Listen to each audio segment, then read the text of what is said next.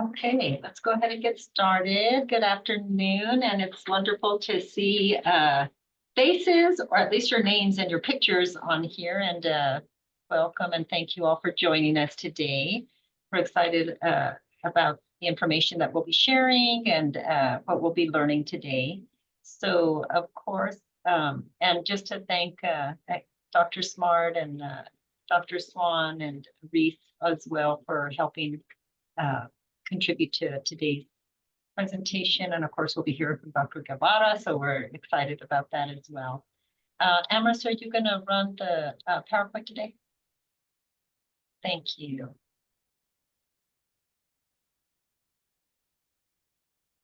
So we usually start with our land acknowledgement, and we very much appreciate that Kendra Hill is going to read this for us today to start our meeting. So Kendra, I'll turn it over to you. Thank you. Hi, good afternoon, everyone. I'll begin. Founded in 1889, the University of New Mexico sits on the traditional homelands of the Pueblo of Sandia. The original peoples of New Mexico, Pueblo, Navajo, and Apache, since time immemorial, have deep connections to the land and have made significant contributions to the broader community statewide. We honor the land itself and those who remain stewards of this land throughout the generations, and also acknowledge our committed relationship to Indigenous peoples. We gratefully recognize our history. Thank you so much, Kendra. Appreciate that and appreciate starting our meeting with that and feeling very grounded in that history and the importance of that. Thank you. Okay, next slide and on to our updates, our Health Sciences Center updates, EVP updates. I know that Dr. Richards, EVP Richards, was sorry that he couldn't make it today, has his schedules getting all rearranged, but he's looking forward to our upcoming meetings. And we thank Gina, who's been a longstanding advocate and leader here, and look forward to hearing our from our Chief of Staff. So Gina, thank you so much. Appreciate you being here and sharing information and the updates, since a lot, as usual, is happening. So we're excited to hear the updates today. Thank you. Thank you so much, Dr. Romero-Leggett. I'm so happy to be here today. You are so right. Dr. Richards does regret not being here. He does plan to come to future meetings and spend time with this group. He recognizes all the work of all of the folks who sit on this and membership of this council, and wanted me to make sure and express his deep appreciation for the work that you do, both within your individual divisions and offices, but also for the entire enterprise. So thank you for that. And he will be joining soon. As you know, there's been a change in leadership, and that is why Dr. Richards is the interim executive vice president. And one of the things that we're trying to do to make sure that each and every one of you and those that you work with have the opportunity to talk with them and ask questions is we're doing a little bit of a visiting tour. So what we've set up is some visits to the colleges, to the School of Medicine, and to other units across HSC to make sure that you have the opportunity to hear from him how he's approaching the work that he's going to be doing moving forward. He will also talk about the priorities coming out of the president's office and allow for some Q&A. And so some of you have already participated in some of those visiting meetings that we've had. We've jumped into some faculty and staff meetings at, I know, the College of Pharmacy, College of Nursing. We've also been at the Cancer Center. We look forward to the future scheduled events where we will be in front of you, and Dr. Richards will have the opportunity to talk more with you. I think this is a great opportunity for people to really ask questions. Dr. Richards is very focused. He's very organized. We have some very clear priorities and initiatives to move forward. And so I think that a part of that visiting tour is just giving everybody the opportunity to ask questions and give some input also to what those priorities are and what kind of work we're going to be doing. So with that said, I also wanted to say that if there's anyone in this group that says, oh, wow, I don't remember anyone coming to our college or school or to our division, please reach out to me. I'm happy to have a conversation about whether or not that's possible, because we are trying to capture the bigger audience. But certainly I know there's groups like the Cancer Center who are offsite and may not be at the School of Medicine faculty and staff meetings. And we want to be able to capture your group as well. So please reach out to me if there's anything that you need from us in our office in regards to that as well. The two major priorities coming out of the president's office that Dr. Richards has been talking about, and it's going to be very high level, because these conversations are still happening. We're still in the process of moving through what that means for health sciences. And so I just want to at the very high level say one of those is healthcare workforce. Many of you have been on this call, have been pulled in to do some work with healthcare workforce. You've either been asked to give us some data, to present information to us, and to collect information from your college or school for the purposes of this work. And this work has been primarily coming out of the president's office. Dr. Richards has been involved in it from the very beginning and spearheading this initiative. And they've got some really, really great work that they've done in regards to healthcare workforce. And we're continuing to just move forward to look at what is it that we need for our state in terms of healthcare workforce. Where are the gaps? I think DEI has been extremely helpful to us in thinking about asset mapping to look at where we have physicians and nurses and pipeline programs, for example, and where the gaps are and what do we need to put in place to address that. So lots more on that. The president does plan to do a public presentation on healthcare workforce, and we'll make sure that this group has information about when that is scheduled. Dr. Richards will also talk about this in his town hall that we hope to have scheduled in the next month or so, and we'll make sure this group has information on that town hall, because we do want all of you to come, and that first town hall will be in person. So we're excited that people will get the opportunity to meet Dr. Richards and spend time with him. So he'll talk more about healthcare workforce in that town hall as well. The second bigger priority coming out of the president's office is the substance use disorder work. And so there's also been a group of people working on the substance use disorder, perhaps a center of excellence for a substance use disorder. And as you can imagine, that includes all aspects and all mission areas of health sciences, right? That will include education, that'll include research, but it also includes all of the community work that we'll be needing to do to address this substance use disorder issues that we have in our state. And again, looking out for what is best for New Mexico, what does New Mexico need, and what can UNM do to help address some of those issues and problems that we have in our state on those two priorities. So at just a very high level, I wanted you to know those are two things that you'll be hearing a lot about. There's a lot of other work that we'll be doing, but those are the two big ones, guys. And I don't want to use up all my time, but I just wanted to say really quickly, we also have a couple of big events that I wanted this group to be aware of. Our College of Nursing, College of Population Health building is done. If those of you who are not aware, they've already moved in and they're getting situated there. It's a beautiful building. We'll have the official groundbreaking on November 1st, and I think all of you will receive that announcement as well. So I hope that many of you can come and help us celebrate that beautiful building and all of the really great work that's going to come out of those programs. The nursing program has huge expansions that align, they are in parallel with moving into a new building and just kind of expanding the work. The College of Population Health working towards becoming a school of public health, also looking at lots of expansions within their college as well. So let's celebrate them and show up on the 1st. The second thing is we're having the third annual Health Equity Summit. We've been really careful with this summit because there's so many of you on this call, also in this meeting, who have participated in the planning committees throughout the years for this summit. And so, as you know, we were really careful not to brand it as a UNM event. We really want it to be a statewide and community event. That's why we haven't put our logo and stuff like that. We manage the logistics. We've put this together. Dr. Shanoa Jensen Stillwell has worked really hard to put together a really great agenda. And so in the chat, I've put the link to where you can read more about the Health Equity Summit.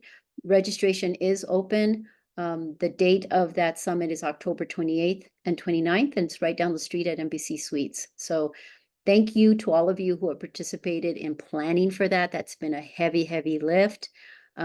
Many of you on this call will get an email from me asking for, can you help us on that day? Can we get some people together to help volunteer to just make sure that this runs smoothly? So thank you in advance for that as well. And I think with that, I think I'm done now, Dr. Romero-Leggett. I can stand for any questions that the group may have. Thank you so much, Gina, and really appreciated that high level and informative update for us. But yes, I'll open the floor for any questions, please.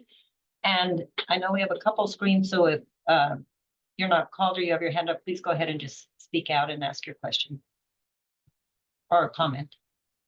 Good afternoon, Dr. Romero-Leggett. I hope everyone's doing well. Gina, I just wanted to take a moment to thank you and Helen for your dedication as Chief of Staff and Deputy Chief of Staff. We're so grateful for our collaborative endeavors. We're very excited about the third annual Health Equity Summit. I'm excited that it's going to be an expanded version of 2 days, opposed to just a single day. And I want to thank Dr. Shanoa Stillwell Jensen for her commitment, along with Dr. Kaufman for leading efforts. I'm really grateful that we're joining the Secretary of the New Mexico Health Department as one of our key partners, as well as many community partners. I just wanted to mention that the 2 areas of emphasis that Dr. Richards and others will lead regarding substance abuse disorders and health workforce development are critically important. So we're looking forward to supporting those efforts as part of the Inclusive Excellence Council. I think those are major priorities for New Mexico, and I want to thank you all for leading those efforts. Thanks so much, Dr. Roybal, and thank you so much for pointing out that the Department of Health is truly a big, huge partner for us in this. They are, it's half the Department of Health and half us in terms of planning, but they've been heavy lifters in helping us coordinate this and take full ownership of this summit as well. So thanks for that. And in addition to other community members who have just been amazing. So, and a lot of you on this call too who have helped. So thank you. Great, appreciate that, Dr. Roybal. Any other questions or comments? Just taking a quick look here. I think we're good. Thank you again, Gina. Really appreciate the update, and again, your longstanding support and leadership. Okay. Get the PowerPoint up again here. I believe we're going into our announcements and updates. So again, opening the floor to everyone, and please feel free to share with us anything that you would like to at this point that you feel would be important for the group to know about. And I'm just opening the floor. And I know there's a lot coming up, so let's share. Dr. Romero-Leggett, if you don't mind if I jump in one more time. Thanks for your vision to lead a variety of Heritage Month initiatives. We've been on a journey together for the last couple of years where we are highlighting and celebrating a variety of cultures and traditions and customs. And of course, as we now are in the midst of Hispanic Heritage Month, all of us at UNM Health Sciences and the Office for Diversity, Equity, and Inclusion are partnering with the New Mexico Hispanic Heritage Committee. There was a kickoff at Albuquerque Old Town on September 5th. Mayor Keller provided welcoming remarks and a proclamation. We also then developed a float that was part of the New Mexico State Fair Parade. On the first day of Hispanic Heritage Month, which was September 15th, we came together at Expo New Mexico at Via Hispana from 10 a.m. to 10 p.m. to highlight a variety of entertainers and speakers. And then, of course, we're getting ready for the Corazón de Cultura Awards that'll take place at the end of Hispanic Heritage Month. You were one of our recipients last year, Dr. Romero-Leggett. So we want to commend you. And we're excited about Hispanic Heritage Month and a variety of events that are taking place. One more note, Gina and Helen, thank you again for leading efforts through the External Engagement Committee at Health Sciences. We were able to support Mana del Norte for their annual scholarship banquet last Saturday. Health Sciences was one of the partners. Mana is a national organization that was founded by Mexican American women, and they focus on madrinas who are supporting hermanitas. It's a mentorship program. They're celebrating their 50th anniversary during Hispanic Heritage Month 2024 in Washington, D.C. And the event last Saturday at Cities of Gold in Powake supported a variety of scholars. These individuals go to universities and colleges around New Mexico, and we provide $1,000 scholarships to each one of them. And again, I want to thank UNM Health Sciences for being one of the sponsors of the event last Saturday with Mana del Norte. Thank you, Dr. Regal. Appreciate that and kind of kicking us off into the Hispanic Heritage Month. And I know we do have a slide on that. I'll go ahead and just mention a couple other things for Hispanic Heritage Month here. As we know, we're excited about this month, again, commemorating and celebrating, right, the history, the culture, the traditions, the people of Hispano Latino communities. And we're have lots of events happening, but one, and I think Amris will put the slide back up here, but we do have our Excellence Awards for Hispanic Heritage Month that will be on a Wednesday, October 16th from 12 to 1. And really just want to encourage everybody to please think a little bit about somebody or a group who you would like to nominate for this important Excellence Award. And again, honoring individuals, right, who have exhibited, whether it's in the clinical, research, educational, community area, anything that is related to DEI excellence for our Latino, Hispano, Chicano, Latin communities. So please think about that, and let's continue to get in some great nominations for that award ceremony. And I hope that you all will join us, because they're so wonderful. Because first of all, I think, you know, it's so important for us to just celebrate, right? Celebrate each other and the wonderful work that we do. And then as you hear the stories, because people share a little bit about their journey in there, these things, it's just so moving, right? And again, it just allows us to connect in different ways. So I would just encourage you all, if you can, to please put that on your calendar and join us for that day. Thank you for that. Please, any other announcements or updates from anyone? I can just share about our tabling events to see some of you all out in front of HISPLC in the grassy area. We have for this coming Wednesday and next Wednesday, the October 2nd, from 12 to 1, come out and hang out with us. We have just some buttons that people can make related to Hispanic Heritage Month. I think we have some other general DEI swag and information about all the programs in the office. We have a book this time that we'll be giving out in a book club. And also this book is a nice tie-in with the National Hispanic Heritage Center here in New Mexico also is having a book club that you can join. And the book is called, you won't be able to see it, I'll put it here in the book in the chat because my screen is making it hard to see. It's called Familia, a novel by Lauren E. Rico. So if you're interested in a free copy, come see us at the table. And then similarly, the book club for the HSC this month and next month, we in Community Connection Reflection are doing My Broken Language, which is Chiara Alegria Hughes writing a book about her experience growing up in Philadelphia as a Puerto Rican American woman, and has a nice summary of her experience that I think is relevant to National Hispanic Heritage Month too. So if you're a reader, some things to check out. And then certainly if you just want to take a stroll across campus, come find us in the grassy area and say hello tomorrow. Great.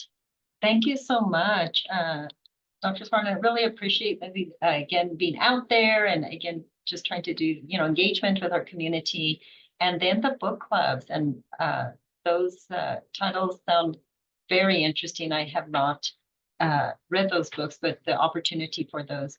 And can you at some point in here, will you put in the chat just the link to the to be able to do the book clubs also, or the names of the books? Did you put those in? Yes, I will do that. I put in a handout here. We're trying to put together some things for each Heritage Month also, just to give people some sort of non-scholarly academic things to connect with whatever Heritage Month. It also is an opportunity to connect with our continuing education on main campus or virtually. There's some dance classes there for those who aspire to pick up a dance skill related to, I think the two they offer. One is an Argentine tango, and I'm forgetting what the second one was, but there are lots of ways to immerse yourself in our Heritage Month, and cooking. Great.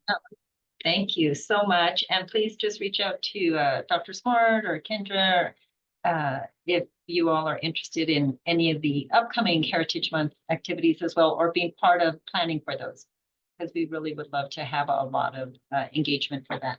Thank you. Okay, other announcements or updates? Oh, Amy?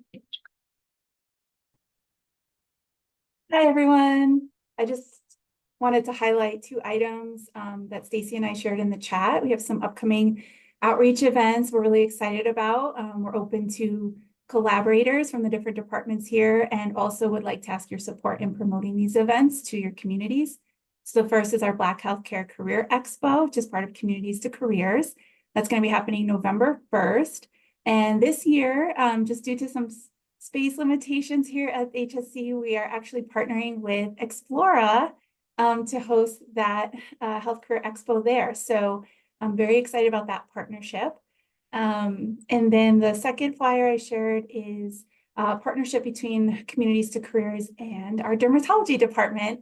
We're going to be going out to UNM Gallup to work with McKinley Academy and UNM Gallup to host a dermatology bioskills workshop. So this is for high school and college students in that area, to give them an intro and a really fun hands-on way to the field of dermatology, of which we definitely have a need for increase in those providers in our state, as well as representation. So if you can help us share out that flyer with your community as well, that would be great. Thanks so much.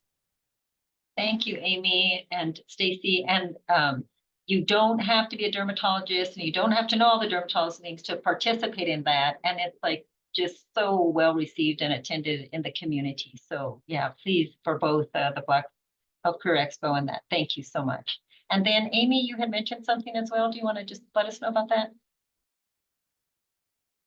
I mean, yeah, hi everyone. We're doing Fiesta de. Can you hear me? Now we can. Okay, Fiesta de Flu is this Thursday if you want your flu shot outside of the Hislick Library on the grassy area. And anyone can show up, right? Just show up. Yes, anyone. We're focusing on faculty, students, alumni, and staff. Okay, great. Thank you so much. That is an important one there. So as well, they're all important announcements, but if anyone can get there, that's great. Thank you. Okay, I think I don't see any other hand. Anyone else speaking out here? So we're gonna transition now into the next part of our programming, and I'm gonna turn it over to Dr. Smart and Dr. Guevara here, and looking forward to this. So thank you. Absolutely. I am absolutely looking forward, and just going to introduce Dr. Guevara, and also just say that he joined us for our first tabling event last week around the topic that he'll be sharing today, and really looking forward to just continuing to partner with this very important health professions connected activity.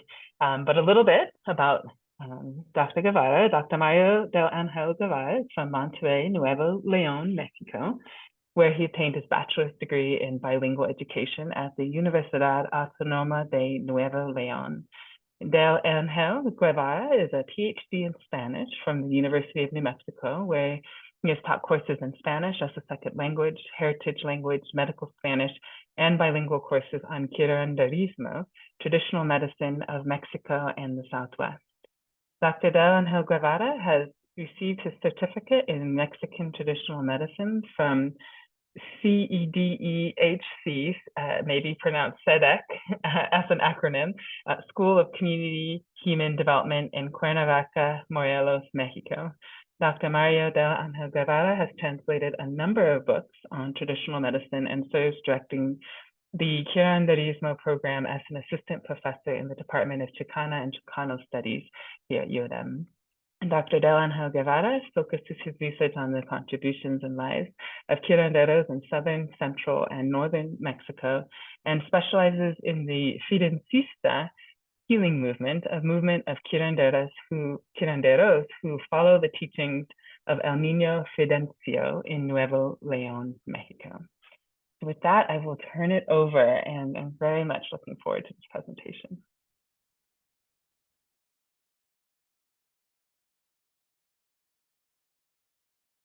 Thank you, Dr. Smart. And I know I only have 15 minutes, and nice to meet you, everyone. As Lindsay Smart said, I am Mario del Angel Guevara, and I am from Monterrey, Mexico, originally. And I've been in New Mexico for the last 11 years. I graduated from the Department of Spanish and Portuguese here in the same university. I'm going to share my screen, Lindsay, if that's okay. Okay. Just to show you, as I explained, on traditional healing. And I believe that some of you probably already have some background on what I'm going to talk about. Are you able to see my screen? Okay, perfect. Yes, we can see it. It's in the, yeah, there we go. Oh, yeah.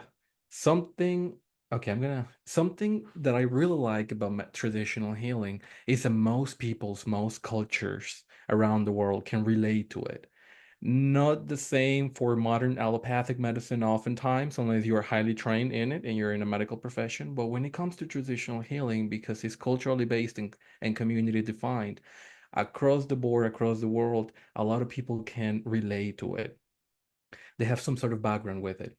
So here in the Department of Chicana and Chicano Studies, we teach a course or a series of courses on what we call curanderismo, the study of the curanderos or curanderas, male, females. Have you ever heard of a book called, or a movie also called, Bless Me Ultima? I'm sure you have. You live in New Mexico. As part of the New Mexican cultural heritage, is very meaningful to New Mexicans. Well, that's the story of a curandera. Her name was Ultima.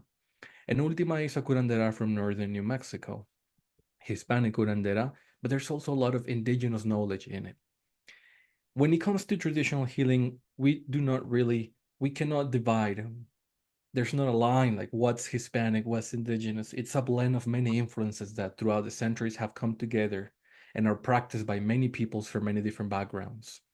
And a great, wonderful place to see this in real life is in the Southwest and in Latin America, right? Not only in Mexico.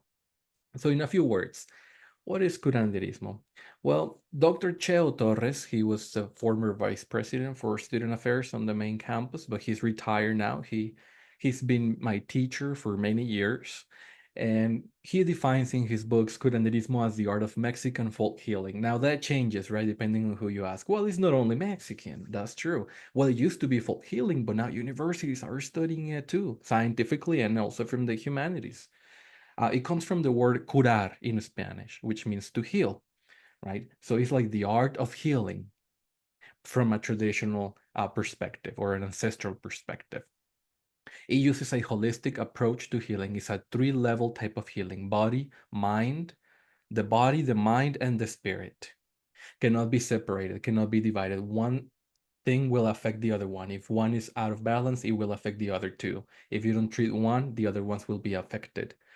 If you're not mentally healthy, it'll show in your body. It will be physical. It will become physical. And something that I really like is the curanderos. When we study with them in person in Mexico, they have a lot of sayings, and with the sayings, they teach a lot of the main concepts. And something that's relevant to this that I really like is when they say, your body will speak while your mouth will keep quiet, right? So that's referring to mental health. You'll become ill if you don't treat it, or emotionally as well. Who is a curandero? Who can become a curandero? Anybody can. There are different beliefs on who can become a curandero. It can be passed down through generations from, like in Bless Me Ultima, right? You can be taught by your grandmother, your grandfather, or the community members. It is also believed that there are people who are born with a don, and the word don in Spanish means a gift. I think everybody can be, but now when I think about it, people who are born with a gift, I think they have, let's say, the skill to listen to others, and that makes them good curanderos, right? Some of us are better than others. I'm not really good sometimes, but I think that's what it means when curanderos say people with a gift, to work with others. People who are an apprentice, like I have been with Cheo, there's a lot of apprentices on traditional healing here in Albuquerque. There's a big community of traditional healing in Albuquerque. In other places too, in Colorado, in Phoenix, Arizona, in California, of course, in Texas, in Austin, in San Antonio, there are communities of traditional healing, and there's one here in Albuquerque, and I think it's one of the largest ones in the country. There's also in New York City, and they travel to Albuquerque, New Mexico, to UNM once a year, every June, to attend the summer annual Curanderismo Traditional Medicine Without Borders Institute that we hold every summer in June, in person. Nowadays, we have schools that teach traditional healing. Now, we're not the only or the first school that teaches traditional healing. We might be the only one in the United States, but we're not the only one or first one in the world that teaches Hispanic traditional healing. We know there are great cultures with a long history in traditional healing, like Oriental Chinese medicine and Ayurvedic medicine of India and other countries, in Africa as well. But Hispanic from Latin America, a lot of schools, you can go in Mexico, and to my understanding, we're the only one in a university in the United States. Now, this started 24 years ago. It was started in the year 2000 by Dr. Eliseo Cheo Torres, former vice president for student affairs. Now, he tried to start it in Texas. Guess what happened? He tried to start this institute in Texas, in the University, Texas A&M Kingsville, where he was interim president for a few years. And he did. He took off. He even had a worldwide conference on traditional healing, but an international conference. But when he left the university, the program disappeared. It died. But he moved to New Mexico, and he restarted the program here at the University of New Mexico, and it's been continuing for the last 24 years. This is just a few facts about traditional medicine, how it started. Remember, it's an influence. I'm just going to mention one fact, important fact. Martin de la Cruz, an indigenous Aztec doctor, wrote the first book, is known as the first medical journal in the Americas, written in 1552. And he wrote it because he was a professor at the first university in the Americas, the Santa Cruz de Tlatelolco in Mexico City. And he wrote the medical journal as a gift for the King of Spain at that time. He wrote it in the Latin language, and it was sent back. It was sent back to Spain. Martin de la Cruz was indigenous. Why does he have a Spanish name? Because indigenous peoples were baptized and given Spanish names at the time. This happened only 31 years after the conquest of Mexico. Well, guess what? Almost 500 years later, in the year 1990, there was a pope by the name of John Paul II who returned this medical journal, indigenous medical journal, returned it back to the Mexican people in 1990. He visited Mexico, and he came back with a gift for the Mexican people, which was this codex. A codex is an ancient manuscript that contains very old information. And this is the book that was returned to Mexico. Now it's in the National Museum of Anthropology in Mexico City, and it's also digitalized. So it's called the Codex Badiano. Would you believe that indigenous people in the 1500s in Mexico were doing science? Montezuma Emperor would send his physicians to experiment with hundreds of plants that he had in a special garden for healing. They would experiment with the plants to discover their healing properties to use with the Aztec warriors. That was research, and that was written in this journal. about 500 years ago. There are many more journals, but they are still in Europe.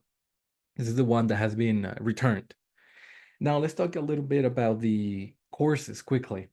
We have 3 courses for UNM students, degree-seeking students: Curanderismo Part 1, The Art of Traditional Mexican Folk Healing; Curanderismo Part 2, Global Perspectives of Traditional Healing. We talk about the global influences in Hispanic traditional healing, the African influence, indigenous influence, the Asian influence, the Native American influence, right? Afro-Latino, Peruvian, Afro-Puerto Rican, Native American.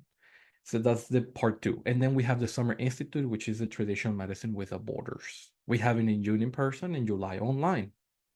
3-credit course. But we also have it through continuing education. So not only students can take it, anyone can take it. It's open to the community through continuing ed. So if you're interested in taking any of these courses, you're able to do so using your tuition remission benefits. And I would recommend the summer one, the one in person. That's the only one we have in person in June. All of the other ones are online, but you can take either one. I understand that this will be shared with the attendees for this meeting. So there's a couple of snippets that you can watch in your own time, so you have a better idea of what are the lessons like. Currently, we have cross listings with these departments. Chicano Studies is the home department. We also cross list with Anthropology, History, Honors College, Africana Studies, Native American Studies, Religious Studies, LLSS, Women, Gender, and Sexuality Studies, and possibly we're requesting a cross listing with the North Campus for the first time with the College of Pharmacy and the College of Nursing. So we hope that it is possible so that students from the North Campus can take our course for credit. They take it either way.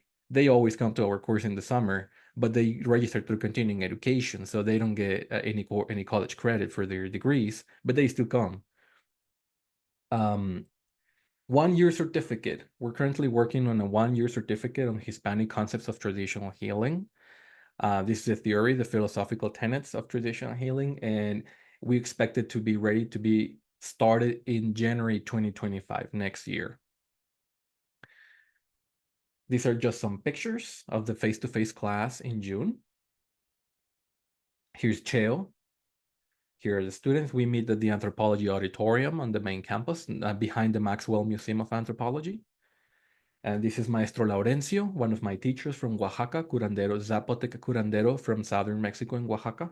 I don't know if you're familiar with Oaxaca, but Oaxaca has become very, very famous lately and a very popular destination for a lot of Americans to go to, because I would define it as the New Mexico of Mexico. It's very unique in its heritage. It's very indigenous. Oaxaca has preserved its culture much more than other states. So that's where we go to learn curanderismo. We have a study abroad program once a year, and we take students down to Oaxaca, Mexico to learn about traditional healing. These are other pictures. This is Rita Navarrete, maestra curandera from Mexico City. She's Laurencio is Zapotec and Rita is Nahua. And Melody is Mayan from Guatemala. This is from this year. We also have a community traditional health fair. We don't call it fiesta, but we call it feria, right? De salud. It was already taken, right? Fiesta was already taken. We say feria de salud. We actually say feria de salud because that's what they call it in Mexico. That's what they call it in Latin America, feria de salud. So we have a traditional health fair open to all community members, not only UNM students or people taking the class. It's open to everyone. So this one day, we have it once a year, is for everyone. And these are some pictures of the community health fair. These are some more pictures, and people go and get treatments. They get energetic cleansings, they get pláticas, herbal consultation, Reiki, massage, Mayan abdominal massage, different treatments that they receive. We have it outside on the anthropology building grounds on the grassy area. These are some other pictures. These are some of the students that came with us to Oaxaca this year in May. Yeah. We have a lot of people from California who come here because incredibly, they don't have a school that teaches that in California. They want to start it. They're asking us to help them, but they don't have it yet. These are some other pictures on the traditional health fair. Now, if you'd like to learn more about the topic, these are some good books that you can start with. These are all by Dr. Eliseo Cheo Torres. There's some links at the end for you if you want to read them. They are in the Zimmerman Library for free. You can consult open resources, or you can purchase them too if you'd like. If you'd like to start taking short courses on traditional healing, you can take the Coursera courses. There are 5 courses that are free, open, MOOCs, massive online open courses worldwide. Anybody can take them for free. These are 5-week long. And we have 4 in English. Sorry, let me go back. These are 4 in English on different topics. And then we have 1 in Spanish. If you want to learn or are practicing, or if you're native tongue, you can take it in Spanish as well. They are all free. They're 5-week long. Just make sure to click on the audit option. Otherwise, they'll try to charge you $50 for a certificate that you don't have to. But if you want it, you can have it. And these are the 5 courses online. And those are free. Here's a snippet that you can watch in your time. This is Maestra Rita. It is a lesson in herbal medicine to treat the symptoms of COVID. And our website, our Facebook page, we post all updates on upcoming classes. This is the information for the class for the next year, for 2025, and registration is opening on October 1st through the Continuing Education website. You can scan the QR code. And this is the information for the study abroad. This is going to be on August 4th through the 13th, and this is the one in Oaxaca that I told you about. And finally, here's my contact information. I think you have it. And this is Dr. Torres. He's still with us. He still works with us as a volunteer. He loves the topic so much that he continues working for free. And then here we have a TEDx that Dr. Torres gave on laugh therapy and traditional healing. It's a TED Talk. It's wonderful if you'd like to watch it. And finally, some links if you want to start reading on the topic. Some links to books and articles that we have published in the last few years, and the links to the Coursera courses. And that's it for me, Dr. Smart. That was tremendous. I mean, we'll make sure you get these resources out to people, but thank you. And I want to open up for questions, though, or things that people would like to ask.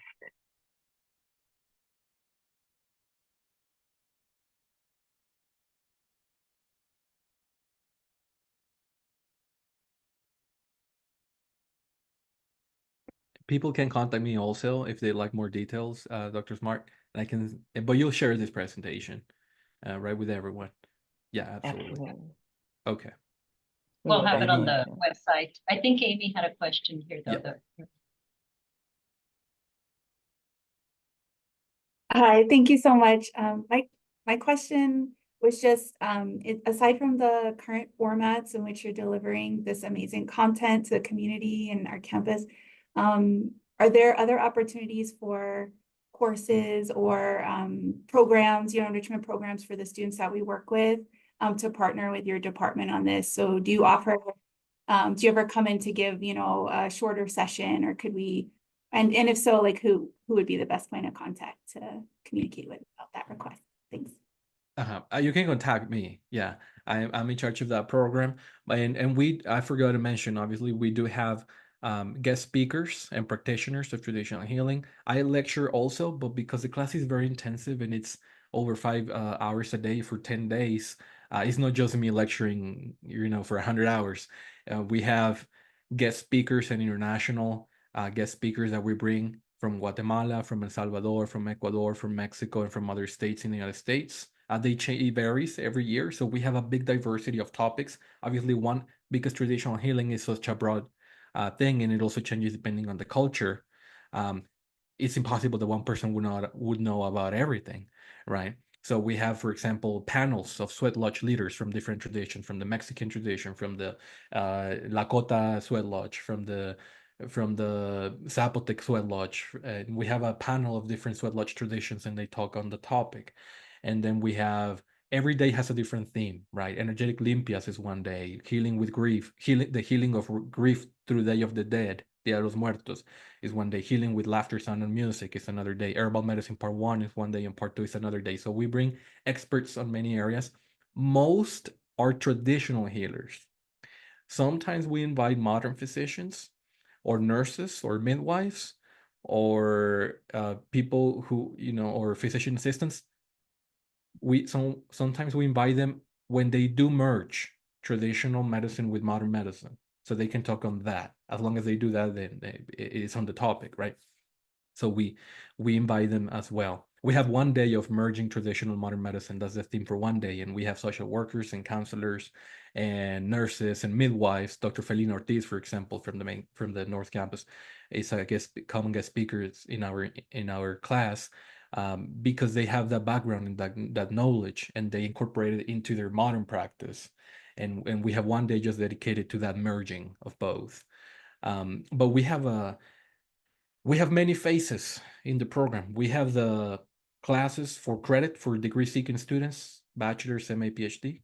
We have the one through continuing education for community members, and faculty and staff can use their tuition remission. We're about to start the one-year certificate in January of the next year. We have the study abroad, and we have the cross listings with the department. So if a department is interested in their students taking our class for credit for their degree, that counts in their degree, they can cross list with us, and we're always open to have us cross listings. We have a big team, and we take as many students as possible because there's a big demand for this, especially here in the Southwest and in New Mexico. And incredibly, this is one of the reasons why people come from other states to New Mexico every summer. They come from Texas, and they come from California, and they come from Colorado, and they come from New York and Minnesota, and we have a group from Washington State, and they come to New Mexico for this one reason, for the 2 weeks. So this is we're very proud that this is a reason why people come and know New Mexico, and they travel to this state so they can learn. So this is a big wealth that we have in this place that in other states has not been developed to the extent it's been developed here.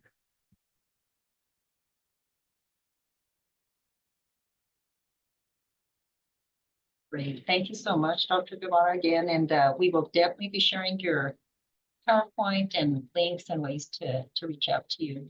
And thank you, Dr. Smart. Thank you very much. Thank you so much. Okay, we are in the last 5 minutes of today. And what I wanted to do is just draw attention to the chat, where there is a link to the IEC, what we call the pulse survey for now. You may have already seen this in an email, and you may have already completed it, so thank you. And of course, it's optional, so if you don't want to complete it, you absolutely don't have to, but it would be very helpful as a way to inform some of the work that we're doing together as the council, and think about ways that we can continue to serve you all and your roles, helping with this work, and also expand offerings similar to what we just had today on our own professional and personal growth and development as it relates to diversity, equity, inclusion, and access. So if you have a second, go ahead and click on that, but I'm going to show you just some of the early results of this, and then of course we'll update it as we get any new information, and you will also be able to see how brief this is. We could go to the next slide. So when you click in it, you'll be able to select your role. This will allow us to see if there are different needs depending on somebody's involvement within the Inclusive Excellence Council. So to date, or as of last Friday, we had this distribution of individuals who had completed the survey, and you can see that other category includes a lot of different people, and I think important for us to remember all of the different ways that individuals join our group here. Our next slide. In the survey, there's an opportunity for you to just indicate if you have joined a member. You, of course, can be a part of the IEC without joining specifically a committee, although we encourage individuals to attach to some topic that is relevant to the work that you do, but also something that you might be passionate about in the course of diversity, equity, inclusion. So you can see here that kind of half and half here for committee membership. Next slide. For those who did select that they were part of a committee, these are our current 4 committees that you can join: the workforce development, culture and climate, community engagement, and academic development and professional training. So we can see the breakdown of which committees those who completed the survey might have belonged to. Next slide. There were some questions in there just to try to think about what we can do to improve engagement with the work, and also expanding the reach of the work that we are doing in support of the larger HSC. One way is always thinking about how to disseminate information. Of course, you get large volumes of emails, and you likely also get newsletters of various forms. And so we'll think creatively about this, but just a question to ask for those who completed the survey: are you interested in a newsletter related to the work that we do at the IEC? And it looked like an overwhelming response was a yes so far. Next slide. The other question on there is about professional development. Are you interested in using this space and this time to slip in information of knowledge growth and professional growth, knowing how hard it is to find times where we can all get together, wanting to maximize doing work and also the growth for you all in this space. So we had a large amount of folks who indicated that they would be interested in using this space for professional development of some kind. Next slide. This one I'm imagining might be a little small to see, so you might need to make it bigger, and we'll get these slides out to you as well. But there were a large amount of topics that you could indicate about what types of professional development would you all be interested in receiving that we could offer, or that we could reach out to our campus, both North and Maine, and our partners in the community to provide some of this training for us, or even just space to start to think about it, not a full training. And so you can see the breakdown, and you can choose as many as you wanted to. So you could choose multiple items. By and far, the strongest response was for something related to inclusive leadership. And then the next one was on topics related to belonging. And socioeconomic, class and diversity and equity, power and privilege, emotional intelligence, and crucial conversations, which is a specific type of training, would be the next third place, pretty close running. So just for now, you can see the variety of topics that are available. There's also an option to choose others, so you can provide something that may not be represented among the selections here. And that is where we are at with our current professional development topics. If you could go to the next slide. This is just the same data in a table form. It's a little bit easier to read if you prefer the numbers instead of a graph. And I think that's the last one. So there are actually 4 other questions on the survey that I didn't pull together here because they're qualitative, and I want to sit with them and gather more information and then bring it back to the group and think about what we do with them. One is on recommendations. One recommendation to improve the work that we do related to the Inclusive Excellence Council. Also some questions around meaningfulness and engagement. So, why are you doing this? What is it that we can do to reinforce that drive and connection that we have to this work as we continue to build the Inclusive Excellence Council, and ways that we can improve being an engaging space for you all. I know that an hour out of a workday is tricky, and we very much value that and want to make sure that we're using this space in a way that is useful to you. So that is the sort of a quick intro to the data we have to date.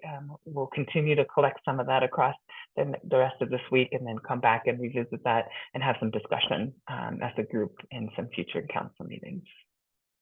And that is all for me, and I'll turn it back to you, Val.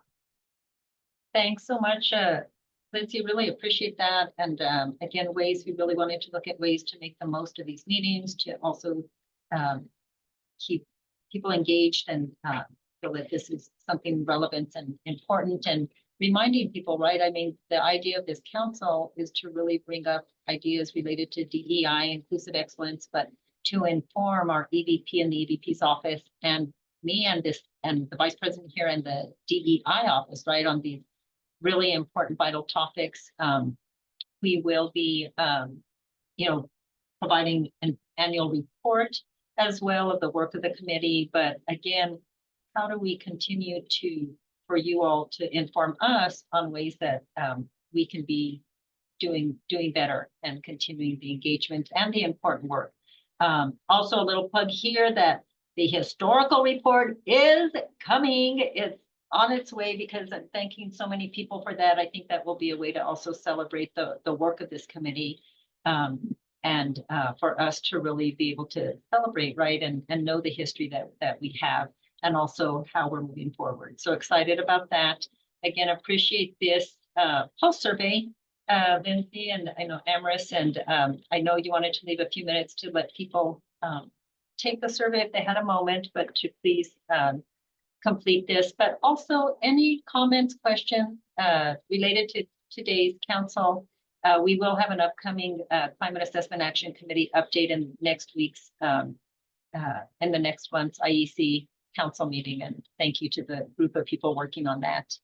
But any comments or questions right now before we give you time? Oh yeah, you have 1 minute to fill out that survey. Or has you transferred to your next meeting? But any last comments, thoughts, questions? One more on my part, Dr. Romero Leggett. El Centro de la Raza is celebrating their 55th anniversary this year. So during Hispanic Heritage Month, President Stokes included in her Monday message that there will be a symposium at the Student Union Building throughout the day to focus on UNM as a Hispanic serving institution. Rosa Isara Cervantes and everybody from El Centro de la Raza has invited all of us to attend the symposium. I know Dr. Romero Leggett, you sent out a reminder as well. So that's another event taking place during Hispanic Heritage Month, and congratulations to El Centro de la Raza for 55 years of excellence. Absolutely. Thank you for reminding us of that and shouting out for that.